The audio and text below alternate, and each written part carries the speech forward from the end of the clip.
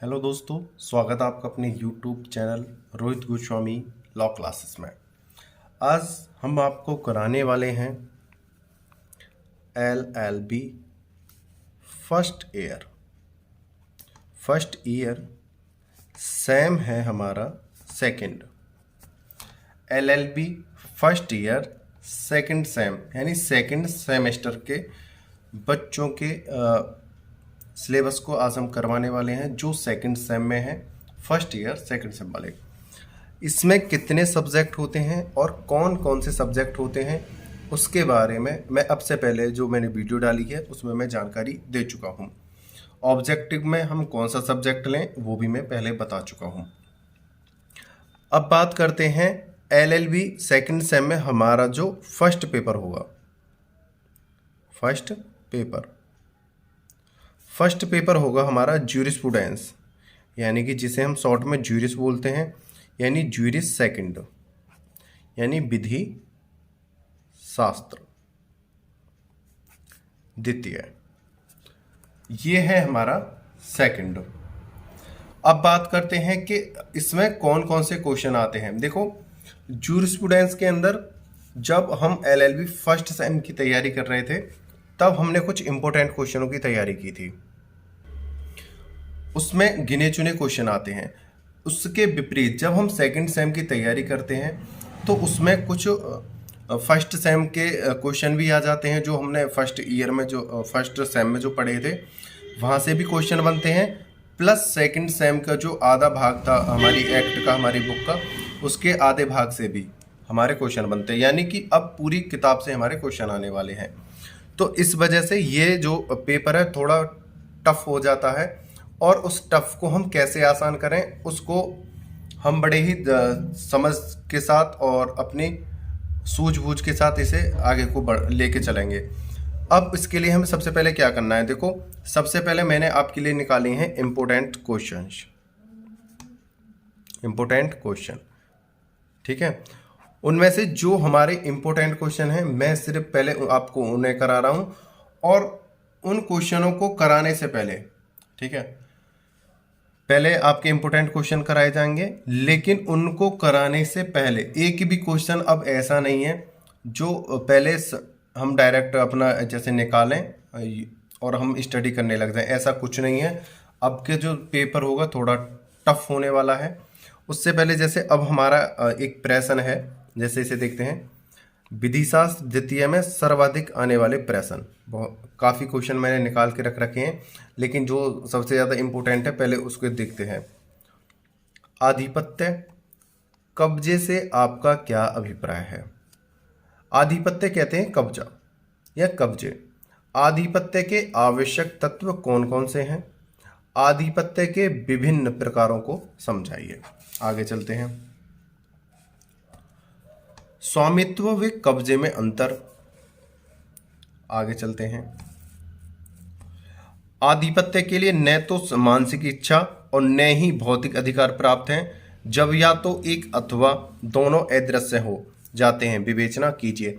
इस तरीके से हमारे LLB second same jurisprudence second में जो ज्यूरिस में जो इम्पोर्टेंट क्वेश्चन है, यह वाला क्वेश्चन जो है वेरी वेरी इंपॉर्टेंट है। इस वाले क्वेश्चन को आप नोट कर लेना, वेरी वेरी वेरी। इसके लिए जितना वेरी वेरी बोला जाए इतना कम है। वेरी इंपॉर्टेंट क्वेश्चनों में से एक है, ठीक है। और इस क्वेश्चन को हम जब हम प्रिपेयर करेंगे, तैयारी करेंगे इसको, हम देखो लॉन्ग में भी आता है, ये शॉर्ट में भी आता है एंड वेरी शॉर्ट में भी आता है। ये तीनों फॉर्मेट में आता है। इस वजह से यह क्वेश्चन कम से कम 30 to 50 नंबर का हो जाता है हमारे लिए। कभी कभार तो ये होता है कि ये long short, long very short, इन तीनों फॉर्मेट में भी आ जाता है। तो इस क्वेश्चन को हम करने से पहले हम इसकी पहले बातों को समझेंगे। ये इसके अंदर है क्या चीज़, कब्जा किसे कहते हैं, कब्जा होता क्या है। कब्जे के बारे में हम जानकारी देते हैं। जब कोई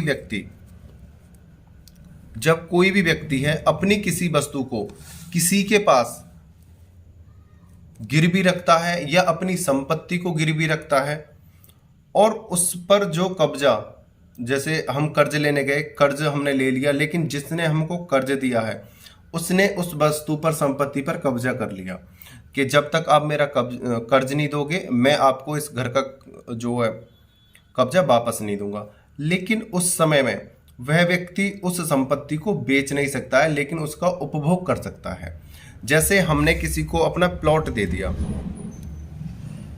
किस पे, हमने जो अपना प्लॉट था जिससे हमने कर्ज लिया उसके यहाँ पे वो संपत्ति हमने जब्त करवा दी, मतलब हमने वो कर्ज के बदले में हमने उसे दे दी, कर्ज के बदले उसे दे दी कि भाई जब तक हम कर्ज आपका दें तब तक आप हमारी संपत्ति पे अपना अधिकार जमा लो या इसे अपने कब्जे में ले लो, अगर आपको विश्वास ना हो तो जो कर्ज देता है, कर्ज देने वाला, इसका इस संपत्ति जो इसकी भूमि है इसका उपयोग तो कर सकता है, उपभोग तो कर सकता है, बशर्ते इसे बेच नहीं सकता है, तो इसे कहते हैं कब्जा। अब कब्जे की बात आती है, यह हालांकि कर्ज देने वाले के कब्जे में है, लेकिन यह वस्तु जब तक कर्ज नहीं दिया जा रहा या कर्ज देने से पहले और कर्ज देने के बाद भी यह संपत्ति जिसकी है उसी की रहेगी, बशर्ते उसने कर्ज के बदले वो किसी को गिरवी क्यों ना रख दी गई हो, फिर भी उस पर जिसकी वो संपत्ति है उसका ही अधिकार रहेगा। इसको, ये थोड़ा टिपिकल क्वेश्चन है, बहुत ज्यादा ये इस प्रकार का क्वेश्चन है, घुमाता बहुत है, ये क्वेश्चन घुमाता बहुत है। तो इसके जो एक क्वेश्चन है जो टफ है, इसको आसान बनाने का एक साधारण तरीका मैंने निकाला है। पहले हम इस क्वेश्चन को अच्छे से समझेंगे कि यह क्वेश्चन कहना क्या चाहता है हमसे, इसके अंदर क्या बातें हैं, हम इसे कैसे, इस पे अपना जो याद करने का तरीका है वो कैसे आसान करें। तो उसके लिए सबसे पहले हम जो है इसके एग्जाम्पल्स देखेंगे। जब हम इसके एग्जाम्पल्स देख लेंगे तब हम आपके लिए सेकंड वीडियो लेके आएंगे, तब हम उसमें आपको इस क्वेश्चन का प्रॉपर तरीका बताएंगे कि आपको उसे करना कैसे फिर। और दूसरी बात, अगर आप इनके एग्जाम्पल्स नहीं देखते हो तो ये मानना, उम्मीद करना कि आपके समझ में ये वाला क्वेश्चन बिल्कुल ही नहीं आने वाला है। आप चाहे कितनी भी कोशिश कर लेना, कितने भी यूनिक पढ़ लेना, एक्ट पढ़ लेना, कुछ नहीं है, आपकी समझ में आएगा ही नहीं। तो इसलिए हम सबसे पहले थोड़े एग्जाम्पलों की तरफ चलते हैं, ठीक है। आपसे एक बार मैं फिर कहना चाहता हूं, आपने अगर इस एग्जाम्पल्स को नहीं देखा तो ये क्वेश्चन आपकी समझ से बाहर जाने वाला है, आपके 30 से 50 नंबर आपके कट होने वाले हैं, ठीक है ना। और इस क्वेश्चन पे अपनी पकड़ बनाने के लिए हमें एग्जाम्पल्स देखने बहुत जरूरी है, ठीक है। तो हम चलते हैं कब्जे से संबंधित एग्जाम्पल की तरफ, ठीक है ना।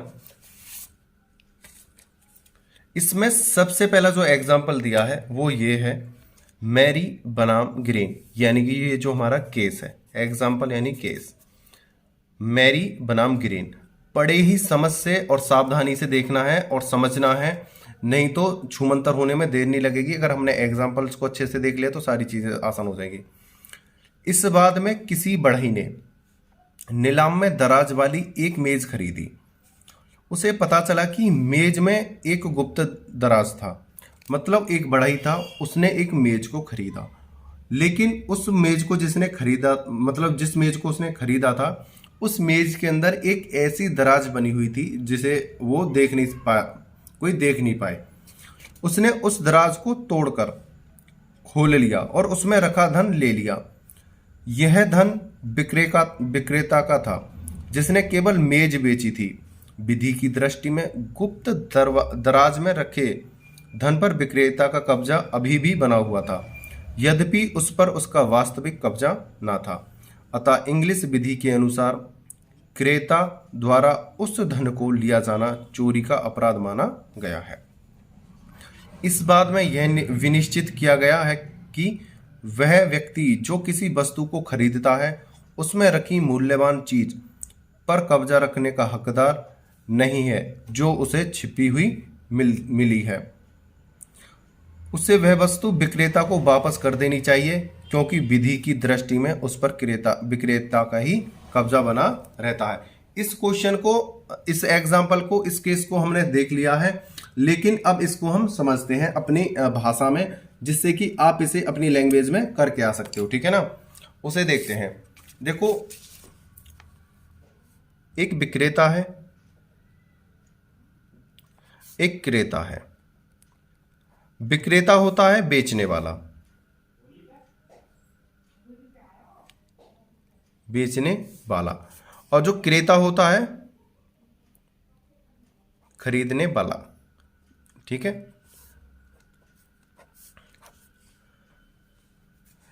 ये विक्रेता के पास क्या थी, एक मेज थी, ठीक है। मेज थी, मेज के अंदर यह है, जैसे कोई एक मेज है, मेज के अंदर एक जो है कोई ऐसी ड्रॉल बनी हुई है जहां पर कोई एक ऐसी छोटी सी खिड़की है, या कोई ऐसा मान लो स्टोर है जहां पर अंदर कोई हम अपनी धन संपत्ति जो रख दे। लेकिन जब विक्रेता था, जो बेचने वाला था, उस मेज की खिड़की में थोड़ा मतलब जो थोड़ी सी अंदर थी, जो उसे दिख नहीं रही थी, उसमें कुछ धन रखा हुआ था। यह उस मेज को बेच देता है इसके पास, ठीक है। इसे ए मान लो, इसे बी मान लो, बी को ये बेच देता है। लेकिन बी जो है एक बढ़ई है, बढ़ई ने जब उस मेज को तोड़ा, तो जब उसने मेज को तोड़ा तो उस मेज में रखा हुआ धन उसे मिला। क्या मिला? धन उसे मिला। अब पता चलता है विक्रेता को, जिसने अपनी मेज को बेचा था, कि यार मेरा कुछ धन था वो मिल नहीं रहा है। उसे याद आया कि अरे वो तो मेज में था। अब क्या, वो गया बढ़ई के पास कि भाई आपको जो मैंने मेज बेची थी उसमें मेरा कुछ सोना चांदी रह गया था, कुछ संपत्ति रह गई थी, अब आप मुझे उसे वापस दे दो। तो यहाँ पर जो बढ़ई है वो देने से इनकार करता है कि नहीं, वो तो मैंने आपसे मेज खरीदी है, अब मैं उसे आपको वापस नहीं दे सकता हूँ। तो यहाँ पर जब ये बात चला, ये बात जब न्यायालय में गया, तो न्यायालय ने अपना सुनवाई करते हुए यह उत्तर दिया कि जब विक्रेता ने अपनी मेज को बेचा तो उसने सिर्फ तुमको मेज के लिए सौदा करा था, सिर्फ मेज बेची थी, ना कि मेज के अंदर रखा हुआ धन। तो इसलिए आपको उसका धन जो वापस करना होगा। आपका मेज पर अधिकार है, मेज के अंदर रखी हुई संपत्ति का नहीं, क्योंकि जब आप उसे खरीद रहे थे तो आपको इतना ज्ञान नहीं था कि उसके अंदर संपत्ति है, उसको नजर में रखते हो आप उसे खरीद रहे थे। तो जो उसके अंदर जो धन है उस पर अधिकार किसका है? विक्रेता का ही रहेगा, चाहे वो उसने मेज बेच दी हो। और अगर बढ़ई उसका इस्तेमाल अपने काम में लेता है, अगर उसे बेच देता है, उपयोग में लेता है, चाहे ये व्यक्ति 1 महीने बाद आए, 2 माह बाद आए, या 3 माह बाद आए, 4 माह बाद आए, या 1 साल बाद आए, तब भी यह व्यक्ति बढ़ई जिम्मेदार होगा उस संपत्ति का, अगर उसका ख्याल नहीं रखता है, अगर वापस नहीं लौटाता है। तो ये है कब्जा। तो इस पर जो कब्जा बना हुआ है वो अभी भी किसका था? विक्रेता का था, ठीक है। ये था कब्जा। इसी से रिलेटेड देखो, ये विभिन्न विभिन्न प्रकार के हैं, इसलिए कब्जे को कराने से पहले देखो, कब्जे पे बहुत ही टिपिकल क्वेश्चन बनते हैं। इसको समझने के लिए हम सभी एग्जाम्पल्सों को देखेंगे अच्छे से। इसका सेकंड एग्जाम्पल देखते हैं। और एक बात आपको बता दूं, प्रत्येक एग्जाम्पल बहुत ज्यादा भिन्न है एक दूसरे से, एक भी एग्जाम्पल ऐसा नहीं है जो एक जैसा सेम हो। इसलिए इसकी जो विभिन्नता है उसको दूर करने के लिए, इसके जो कठिन जो इसके आंसर बनते हैं उनको दूर करने के लिए इन्हें हमें समझना बहुत ज़रूरी है। नहीं, यह क्वेश्चन हमको बहुत ज़्यादा घुमा देगा। चलते हैं। एलिप्स बनाम ब्रिक गैस कंपनी। इस बाद में प्रतिवादी कंपनी ने गैस का कारखाना लगाने के लिए वादी से कुछ भूमि पट्टे पर ली। जब प्रतिवादी कंपनी उस भूमि पर खुदाई का काम कर रही थी, उस समय उसे जमीन के नीचे गड़ी हुई एक प्रागैतिहासिक नौका मिली। वादी ने उस नौका पर कब्जा जताते हुए प्रतिवादी के विरुद्ध बात चलाया। न्यायालय ने विनिश्चय किया कि विधि की दृष्टि में भूमि पर वादी का कब्जा था और भूमि के अंदर छिपी हुई वस्तुओं पर भी वादी का ही कब्जा माना जाएगा, चाहे वादी उन वस्तुओं की जानकारी हो या न हो। अतः वादी को नौका पर कब्जे का हक है। अब इसको हम अपने एग्जाम्पल्स को अब समझाता हूं मैं, कैसे समझना है इसे। वादी और प्रतिवादी। इसको इस प्रकार समझ सकते हैं, विक्रेता और क्रेता, ए या बी, देने वाला लेने वाला। सारे एग्जाम्पल मैंने आपको दे दिए हैं, आपके जो डाउट हैं वो सारे कम हो जाएंगे। ठीक है, ए के पास जमीन थी, ए ने अपनी जमीन को किराए पर दे दिया। किस पर दे दिया? किराए पर। किसको? बी को। और बी जो है वहां पर गैस कंपनी बनाना चाहता था। क्या बनाना बी जो गैस कंपनी बनाना चाहता था। अब जब बी ने अपने उस जमीन को खोदना स्टार्ट करा तो पता चला कि जमीन के नीचे एक नौका है। नौका यानी नाव, एक नाव दबी हुई है। तब उस नाव पर उसने अपना अधिकार जमाया। लेकिन यह बात उस वादी को यानी कि खेत के मालिक को पता चलती है। खेत का मालिक उस नौका को लेने के लिए उस जिसने गैस कंपनी लगाई थी उससे कहता है कि भाई मेरी नौका को मुझे वापस दो, लेकिन वो देने से इनकार करता है। तब जो वादी था, खेत का जो मालिक था, उसने प्रतिवादी यानी जिसने उसे किराए पर लिया था उस पर बात दायर कर दी, यानी केस डाल दिया। अब केस का जब निर्णय हुआ तो न्यायाधीश ने यह बोला कि वादी ने आपको जमीन को किराए पर दिया है, ना कि जमीन का अधिकार आपको दिया है। जमीन अभी भी वादी की ही है। आपने उनसे किराए पर लिया है, ना कि उसे खरीदा है। चाहे वादी को उसको फिर इसने बोला जो गैस जो लगाना चाहता था वो जो मालिक था कि इनको यह ज्ञान ही नहीं था कि इसके अंदर नौका है, इस जमीन के अंदर, या कोई संपत्ति दबी हुई है। तो न्यायाधीश जज ने यह बोला कि चाहे उस व्यक्ति को उस वस्तु के बारे में उसे ज्ञान ना हो कि मेरी जमीन के अंदर कुछ संपत्ति है या कुछ दबा हुआ है, फिर भी वह व्यक्ति उस संपत्ति का मालिक है, क्योंकि उसने आपको वह जमीन किराए पर दी है, उसका अधिकार आपको नहीं दिया है, इसलिए आप उसकी नौका को उसे वापस कर दीजिए। यह था वादी का कब्जा। उस पर किराए पर देने के बावजूद भी जो उस जमीन के अंदर या उस जमीन पर है, फिर भी उस पर कब्जा किसका रहेगा? वादी का, यानी भूमि मालिक का, जिसने किराए पर दी है। ठीक है, यह था हमारा दूसरा एग्जाम्पल। अब हम बात करते हैं आगे अपने एग्जाम्पल्स की तरफ। आप अगर इसके एग्जाम्पलों को अच्छे से समझ लोगे तो आपके 30 से 40 नंबर पक्के होने वाले हैं। डेफिनेटली आने वाला लॉन्ग क्वेश्चनों में से एक है। ठीक है, अब हम तीसरा एग्जाम्पल देखते हैं। हन्नान बनाम पील। सभी एग्जाम्पल एक दूसरे से भिन्न हैं, इसलिए कह रहा हूं ध्यान से समझ लेना। इस बाद में एक व्यक्ति ने मकान खरीदा किंतु उसने उस पर कब्जा नहीं किया। बाद में यह मकान कुछ सैनिकों के ठहरने के लिए दे दिया गया। एक सैनिक को खिड़की की सफाई करते समय खिड़की के ऊपर एक आभूषण प्राप्त हुआ जो धूल में लिपटा हुआ था। उस मकान के स्वामी ने उस आभूषण की प्राप्ति के लिए मांग की और प्राप्ति करने के बाद उसे बेच दिया। इस पर आपत्ति करते हुए उस आभूषण को पाने वाले सैनिक ने उस मकान के स्वामी के विरुद्ध क्षतिपूर्ति का बात चलाया। न्यायालय ने सैनिक के पक्ष में निर्णय देते हुए कहा कि यद्यपि भूमि पर तथा उससे छिपी हुई वस्तु पर कब्जाधारी का अधिकार होता है, किंतु उस मकान के स्वामी का अपने मकान पर वास्तविक कब्जा कभी भी नहीं रहा था, इसलिए उस आभूषण पर सैनिक का ही कब्जाधिकार था। अब हम इसको अपने शब्दों में समझेंगे, इसको समझेंगे इस पे क्या कहा गया है। बहुत ही आसान तरीके से इसको हम समझा देंगे। देखते हैं, ये है मकान मालिक ए। कौन है? मकान मालिक। बी है फौजी यानी सैनिक कह लो। ए ने कोई मकान खरीदा। क्या खरीदा? मकान। लेकिन इसने मकान को खरीदने के बाद उसमें वह गया ही नहीं। उसने दूर से देखा कि हाँ भाई मुझे ये मकान चाहिए। उसने मकान ले लिया और उसमें एक भी दिन रहने के लिए नहीं गया, बस चाबी मतलब ताला लगाया और अपना आ गया अपने नाम करा के।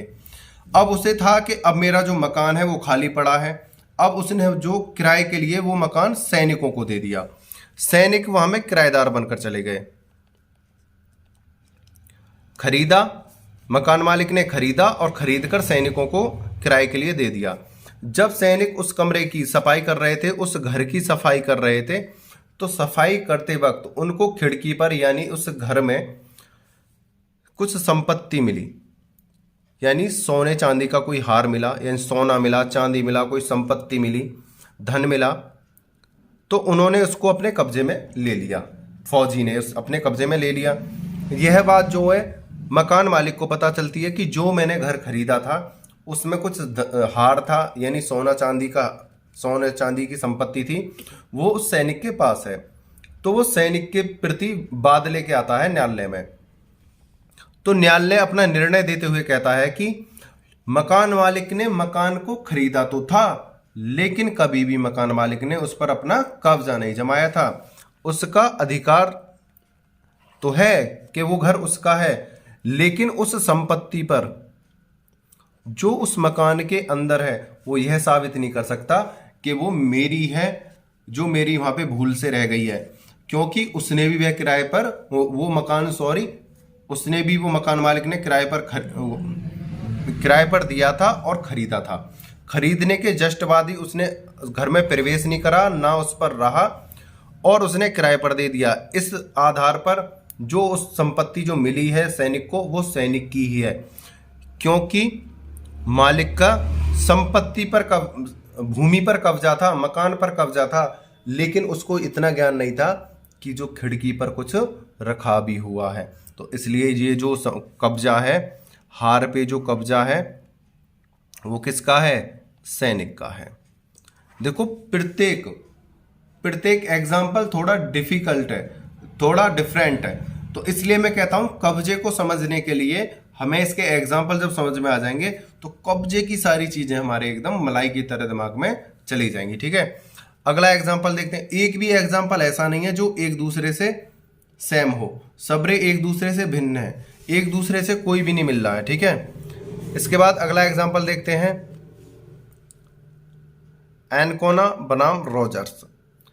इस बाद में एक मकान के मालिक ने किसी महिला को यह अनुमति दी कि वह अपना सामान मकान के कुछ कमरों में रखे। मतलब एक मकान मालिक था, उसने किसी महिला को यह अनुमति दी कि वह अपना सामान मकान के कुछ कमरों में, यानी किन्हीं गिने चुने कमरों में रखे। उस महिला ने अपना सामान किसी अन्य के मार्फत भिजवाया, जिसने उस सामान को मकान मालिक द्वारा बताए गए कमरों में रखा तथा उनमें ताला लगाकर चाबी उस महिला को सौंप दी। उस सामान के कब्जे संबंधी विवाद को तय करते हुए न्यायालय ने यह भी निश्चय किया कि यद्यपि वह मकान मालिक के वास्तविक कब्जे में था, परंतु फिर भी उस पर विधिता कब्जा उस महिला का ही था। न्यायालय ने विनिश्चय किया कि महिला के पास उन कमरों की चाबी होना इस बात का पर्याप्त सबूत था कि उस पर भौतिक नियंत्रण उस महिला का ही था। इसको हम समझेंगे, ये थोड़ा टिपिकल है, आप ध्यान से समझना इस वाले को, एग्जाम्पल को। इसमें क्या कहा गया है? एक महिला थी, मकान मालिक है,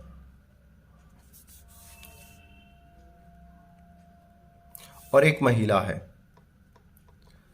महिला ने एक कमरा जो किराए पर लिया, कमरा क्या लिया? किराए पर। अब ये जो कमरा किराए पर लेकर इसने क्या करा, जो उसका जो महिला का जो सामान था, महिला ने किसी अन्य व्यक्ति के द्वारा, वो बुजुर्ग थी, उसने बोला कि आप मेरे सामान को उस वाले घर में रखिए आओ जो मैंने किराए पर लिया है। अब मकान मालिक ने उस व्यक्ति को चाबी दे दी कि भाई जो मैं कमरा आपको बता दूं उसी कमरे में आप सामान रखना, अन्यथा आप किसी कमरे में सामान नहीं रखना, नहीं आप चले जाओ। तो उस व्यक्ति ने उस कमरे को, मालिक ने जो कमरा बताया था, उस व्यक्ति ने उस कमरे में सामान रखा, ताला लगाया, और ताला लगाने के बाद वह चाबी वापस जो महिला को जाकर दे दी कि मैं आपका सामान आपके कमरे में रखा आया हूं, मैं आपके कमरे में रख आया हूं और यह आपकी चाबी है। चाबी जो महिला को मिल गई, लेकिन महिला किसी कारण से उस घर में नहीं आ पाई और वह लगातार उसका किराया देती रही। ठीक है। अब जो है यहां पर जो है मकान मालिक ने उससे बोला कि आप जो है इस कमरे को खाली करो। तो यहां पर जो महिला थी या इस मकान मालिक ने उसको बेचना चाहा मकान को, कि मैं इस मकान को बेचना चाहता हूं। तो यहां पर यह मकान मालिक अपने मकान को तब तक नहीं बेच सकता है जब तक वह महिला अपना सामान वहां से नहीं लेके जा सकती है, क्योंकि उसका मकान पर कब्जा है, लेकिन मकान के अंदर जो ताले के अंदर जो सामान रखा हुआ है उस पर उसका कब्जा नहीं है, और कोई गारंटी नहीं है कि वह मकान मालिक उस सामान की जिम्मेदारी ले। तो इसलिए इस घर पर, इस मकान पर जब तक वह अपना सामान नहीं लेके जा सकती, उस महिला का ही कब्जा है। जब तक महिला का सामान उस घर में है तब तक उस घर पर उस महिला का कब्जा है। इस बात को आप अच्छे से समझ गए होंगे। आगे चलते हैं, इसे देखते हैं।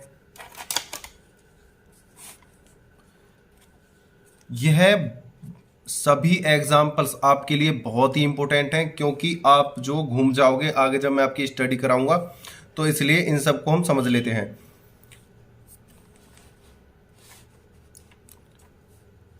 इनरी कोहेन तथा उसकी पत्नी जिस मकान में रहते थे, कोहेन तथा उसकी पत्नी जिस मकान में रहते थे उस पर पत्नी का स्वामित्व था, यानी अधिकार था। पत्नी स्वामित्व यानी अधिकार लिख लो यहां पे, अधिकार था।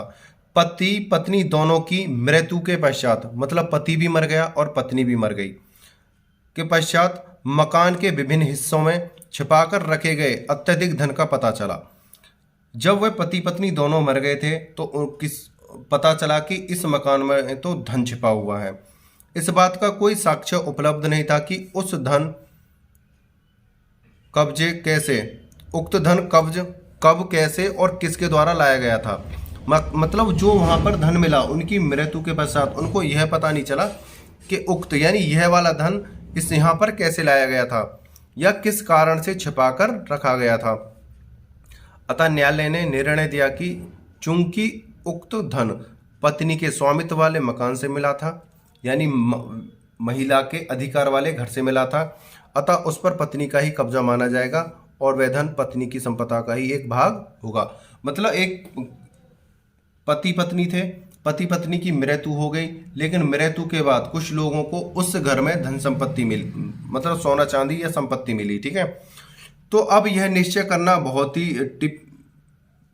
टिपिकल था कि इस संपत्ति पर किसका अधिकार है। तो इसके लिए वो न्यायालय गए। न्यायालय ने निर्णय दिया कि जिस संपत्ति पर अधिकार की बात हो रही है वह अधिकार पत्नी को मिलना चाहिए, क्योंकि उस घर पर पत्नी का अधिकार था, तो इसीलिए जो उस घर में संपत्ति मिली है वह भी पत्नी के ही अधिकार में जानी चाहिए, यानी जो पत्नी के संबंध में है, रिलेटिव है, उसके अधिकार में जानी चाहिए, क्योंकि उस घर पर पत्नी का अधिकार था ना कि पति का। तो इसलिए वो संपत्ति पत्नी के अधिकार में जाएगी। एक लास्ट एग्जाम्पल हम देखते हैं, वेरी वेरी इंपॉर्टेंट एग्जामों में से एक है। ये आपके बहुत सारे डाउटों को क्लियर करने वाला है। अगर आप इसको नहीं देखते हो तो आप बहुत ज़्यादा परेशानी में आने वाले हो, क्योंकि इसी के आधार पर बहुत ज़्यादा क्वेश्चन आने वाले हैं। ठीक है, तो इसको बड़े ध्यान से देखिएगा। लाकियर बनाम गिब्ब, इस बाद में मुख्य न्यायाधिपति पार्कर ने स्पष्ट किया कि यदि किसी व्यक्ति को किसी वस्तु के अस्तित्व के बारे में जानकारी नहीं है तो वह वस्तु उस व्यक्ति के कब्जे में नहीं मानी जाएगी, भले ही वह उसके नियंत्रण वाले किसी स्थान, हैंडबैग या कमरे में पड़ी हो। अतः यदि किसी व्यक्ति की टोकरी में कुछ डाल दिया जाता है जिसका उसे तनिक भी ज्ञान नहीं है तो उस वस्तु पर उस व्यक्ति का कब्जा नहीं माना जाएगा। अब इसको एक बात कहते हैं। देखो यहां पर एक बात एग्जांपल समझो, ए है, बी है, ए का कोई घर है, घर में इसके में चाहे शराब हो, चाहे बैग में शराब, बैग में चोरी का माल हो इसके घर में, या बैग में शराब हो, चोरी का माल हो, या लूट का माल हो, चोरी का धन, लूट का माल, या जमीन के अंदर क्या है, इस व्यक्ति को ज्ञान नहीं है कि मेरे घर में शराब है, या चोरी का धन है, लूट का धन है, या मेरी जमीन के अंदर कुछ छुपा हुआ है, इस ए को ज्ञान नहीं है। लेकिन बी इस उद्देश्य से इसके घर में कुछ छुपा देता है या कुछ रख के आ जाता है कि इसको पकड़ा जाए। अब ये जो बी है इसके घर में कुछ छुपा के आ जाता है, ठीक है।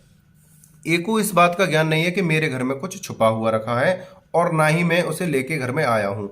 तो इस पर जज ने निर्णय दिया कि जब तक उस व्यक्ति को, जिसके घर में, जेब में, पॉकेट में, बैग में या भूमि के नीचे, जब तक उसको यह ज्ञान नहीं है कि वह मेरे द्वारा या मेरे इशारे पर या मेरे अनुरोध पर या मेरी मांग पर यहाँ पे आया है या छुपाया गया है या इसके अंदर कोई चीज है, तब तक उसे दोषी नहीं माना जाएगा, तब तक उसे उस वस्तु के बारे में ज्ञान ना हो। तो न्यायालय ने निर्णय दिया कि आप चाहे किसी के घर में कुछ भी रखे आओ, किसी के बैग में रखे आओ, किसी को कुछ भी ऐसा सामान दे आओ जो चोरी का है या डकैती का है, लूट का है, तब तक उस व्यक्ति को ज्ञान नहीं है कि मेरे पास या मेरी जेब में, मेरे पॉकेट में ऐसी धन या संपत्ति है जो चोरी लूट की है, तब तक उसे दोषी नहीं माना जाएगा। इसके विपरीत एक और, मतलब एक एग्जाम्पल एक और है, उसे देखते हैं, इसी बारे में है। उपरोक्त निर्णय का अनुमोदन करते हुए, देखो इसका जो अनुमोदन करा था पार करने करा था, इस बात को याद कर लेना, ये पार करने करा था और ये वार्नर वाले का है, ये किसी और ने करा है, ये पार्कर का था और ये किसी अन्य का है, ठीक है। ये मत सोचना कि ये जो निर्णय इन्होंने दिया है ये इसमें निर्णय इन्होंने दिया है, ये अलग अलग है, ठीक है ना। उपरोक्त निर्णय का अनुमोदन करते हुए वार्नर बनाम मेट्रोपॉलिटन पुलिस कमिश्नर के बाद में हाउस ऑफ लॉर्ड्स ने निर्णय दिया कि इंग्लिश औषधि दुरुपयोग निरोध अधिनियम 1964 के अनुसार मादक औषधि रखना पूर्णतः निषिद्ध है। यानी शराब को रखना बहुत ही ज़्यादा गलत है, लेकिन इसके भीतर आरोपित व्यक्ति का कब्जा रखने के लिए आवश्यक मानसिक तत्व भी विद्यमान होना चाहिए। अर्थात आरोपी के पास से मादक औषधि बरामद होने मात्र से उस पर उसका कब्जा नहीं माना जाएगा, जब तक कि इसके साथ साथ कब्जे का धारणा से भी साबित न किया जाए। देखो वही बात आ रही है कि एक व्यक्ति कोई भी है, ए है और बी है, इन एग्जाम्पलों को अपने, देखो जब इनको लिखेंगे अपने तरीके से, इनको ऊपर तो ये हेडिंग्स डाल के अपने शब्दों में से ट्रांसलेट कर सकते हैं। इसमें क्या कहा गया है कि कोई व्यक्ति है, उस व्यक्ति के टोकरी में, उसके घर में किसी ने शराब जो ला के रख दी है। अब उसको से नॉलेज नहीं है कि मेरे घर में, मेरी टोकरी में या मेरे बैग में शराब रखी है, और उसको पुलिस पकड़ के ले जाती है कि आपके घर टोकरी और जेब में या बैग में शराब मिली है, और उस व्यक्ति को नॉलेज ही नहीं है कि भाई मेरे पास शराब भी है, तो उसको जिम्मेदार नहीं ठहराया जा सकता, क्योंकि उस व्यक्ति की मानसिक स्थिति ऐसी नहीं थी कि वो शराब को लेना चाहता था या उसे उसकी नॉलेज थी। तो इसलिए कहा जाएगा कि वो निर्दोष है और उस पर उसका कब्जा नहीं है। किस पर? शराब पर। ये होती है कब्जे की बात। अब बात करता हूं, यह थे हमारे कुछ एग्जाम्पल के लिए तो यहां पर कम से कम 500 से 600, 500 से 600, 500 से 600 के समथिंग एग्जाम्पल्स हैं कब्जे के लिए। लेकिन हम कुछ इंपोर्टेंट एग्जाम्पल आपको दिए हैं आपके एग्जाम के लिए, जिनसे आपकी ये जो समस्या है ये दूर हो जाएंगी। और इसको आप जब कर लोगे तो इन एग्जाम्पलों को अपने शब्दों में लिख लेना, राइटिंग मोड में जाके इन्हें पहले सुनना, अच्छे से सुनने के बाद इन्हें लिख लेना। लिखने के बाद आपको जो सेकंड वीडियो आने वाली है देखो मैं एक ही वीडियो में इसलिए नहीं करा रहा हूँ कि बहुत ज़्यादा लेंथी हो जाता है। अब पहले पेपर में हुआ था, एक मैंने वीडियो बनाई थी 2 घंटा 40 मिनट की, तो उसमें बहुत ज़्यादा बच्चों की कमेंट आई थी कि सर मुझे समझ में नहीं आ रहा है, सर ये क्या हो रहा है, सर हम कैसे तैयारी करें अब। तो इसी वजह से मेरा मकसद है इसे छोटा करके अच्छे से समझाना। जब आप इन एग्जाम्पलों को अपनी लैंग्वेज में लिख लोगे, अपनी भाषा में, उसके बाद आपके लिए एक सेकंड वीडियो आएगी और उसमें पूरे कब्जा संबंधित आपका जो पूरा लॉन्ग क्वेश्चन सेट करके मैं दे दूंगा कि आपको क्या लिखना है, कितना लिखना है, कैसे लिखना है, कैसे नहीं लिखना है, वो सारी चीज़ उस वाली वीडियो में आपको दे दी जाएंगी। बशर्ते आपको यह वाली वीडियो अच्छे से आपको देखनी है, ठीक है। उम्मीद करता हूँ यह वाली वीडियो आपको अच्छे से समझ में आई होगी। और आपसे एक रिक्वेस्ट करना चाहता हूँ, अगर आपने हमारे YouTube चैनल को अभी लाइक शेयर एंड सब्सक्राइब नहीं किया है तो आप बहुत जल्दी कर लो, क्योंकि आपके सेकंड सेम की सभी वीडियो आपको मिलने वाली हैं और इम्पोर्टेंट क्वेश्चन आपको दिए जाएंगे और लॉ से रिलेटेड नॉलेज भी आपको मिलती रहेगी। वीडियो को अंत तक देखने के लिए धन्यवाद। टेक केयर, बाय बाय, जय हिंद, जय भारत।